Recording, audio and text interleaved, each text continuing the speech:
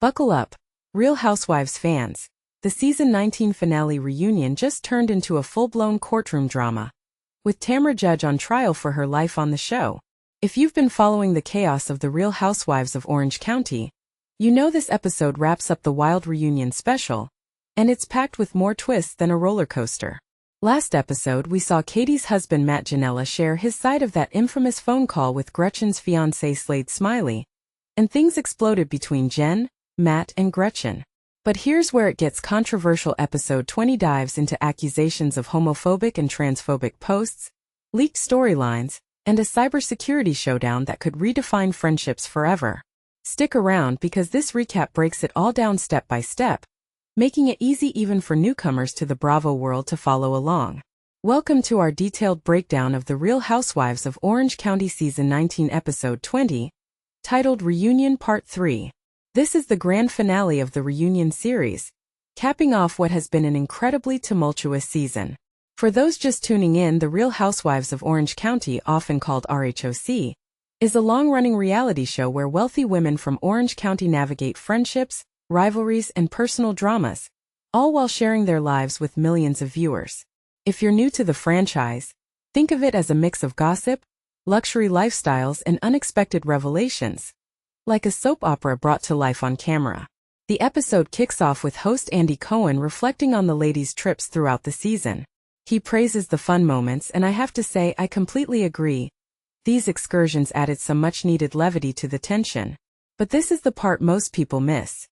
Andy dives into Shannon's mushroom-induced confusion during her time with Gina and Heather.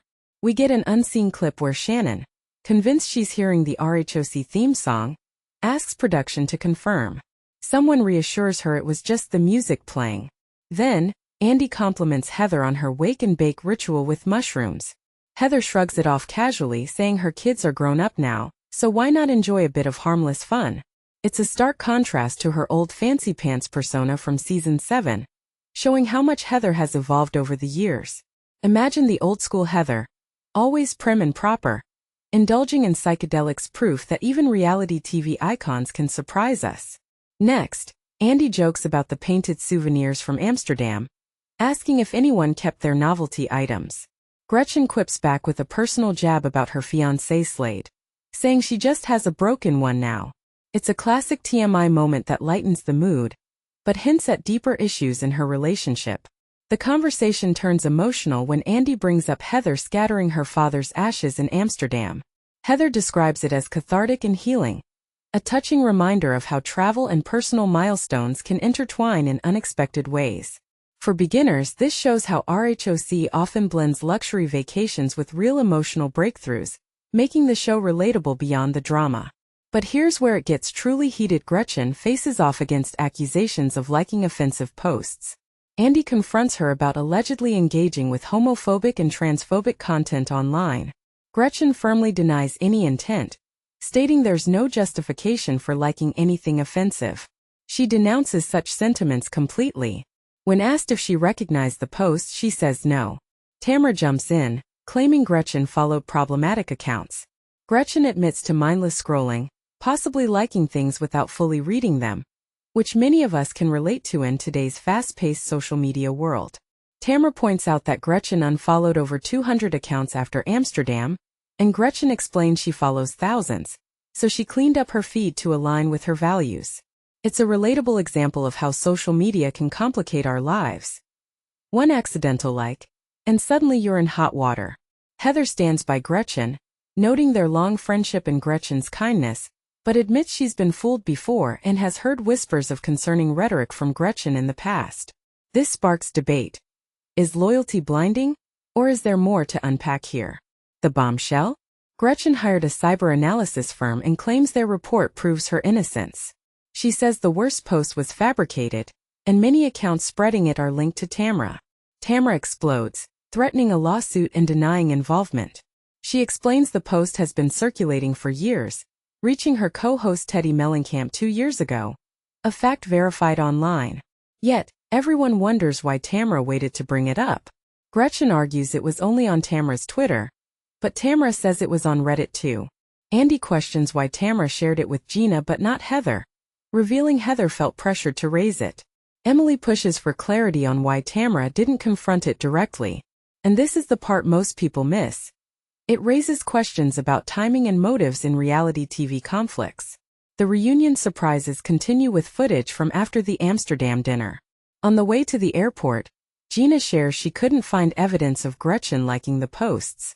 Tamra's confessional rants about the back and forth, calling it checkmate. At the reunion, Emily sees no proof, but Heather recalls live posts that night. Andy urges Tamra to review the cybersecurity report linking accounts to her, but she blames Slade. Gretchen challenges Tamra on leaking info, and Tamra denies it vehemently. Controversy alert. This back and forth could spark endless debates. Is Tamra guilty of leaks, or is this just Slade's revenge?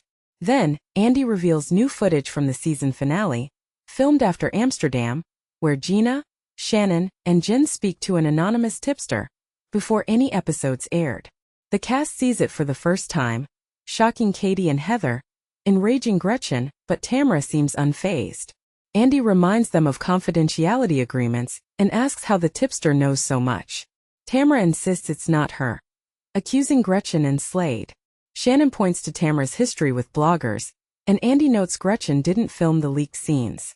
Jen mentions crank calls from Alum Kelly Dodd, with the tipster claiming Tamra shared phone numbers. Tamra swears on her kids she didn't.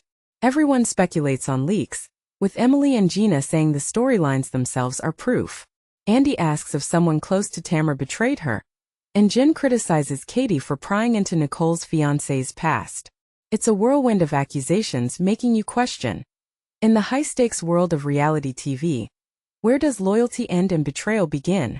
The episode ends with a final toast using hurricanes from New Orleans, fitting for a season full of storms.